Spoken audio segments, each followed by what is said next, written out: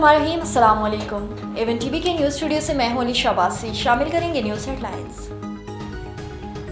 जमहूरियत का तसलसल ही तरक्की का ज़ामिन है। वज़ीर कानून आज़म तारड़ के प्रेस कॉन्फ्रेंस बोले, पाकिस्तान को कई मार्शल लॉ का सामना करना पड़ा।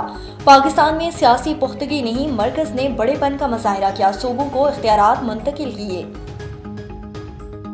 अमरीकी पाबंदियां मुतासिबाना अमन को नुकसान पहुंचेगा। पाकिस्तान तर्जुमान दफ्तर हारजा ने कहा, मकसद फौजी अदम तवाज़ुन को बढ़ाना है। स्ट्रेटेजी सलाहियतों का मकसद मुख्तारी का तरीका इम्तियाजी तर्ज अमल इलाकाई और आलमी सलामती के लिए खतरा है। बैलिस्टिक मिसाइल प्रोग्राम में ताउन का इल्जाम। अमेरिका का 4 पाकिस्तानी कंपनियों पर पाबंदियों का भी ऐलान।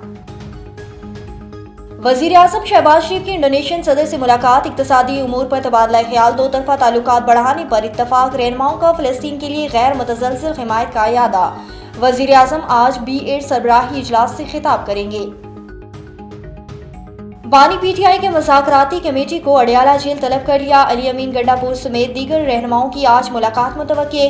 मुज़ाकरात के लिए किसी के पास नहीं जाएंगे, हम किसी से डरते या दबने वाले नहीं हैं। उमर अयूब की प्रेस कॉन्फ्रेंस। और बानी की जिस्मानी रिमांड में वीडियो लिंक पेशी का नोटिफिकेशन। कलदम लाहौर हाई कोर्ट में बानी की दरख्वास्त पर फैसला सुना दिया। कानून के मुताबिक मामला काबीना के सामने पेश किया जाएगा। महकमा दाखिला ने काबीना मंजूरी के बगैर नोटिफिकेशन जारी किया। न्यूज़ स्टूडियो से फिलवक्त के लिए इतना ही। मजीद खबरों और अपडेट्स के लिए देखते रहिए A1 TV। A1 TV, सब पे नजर, अंदर की खबर।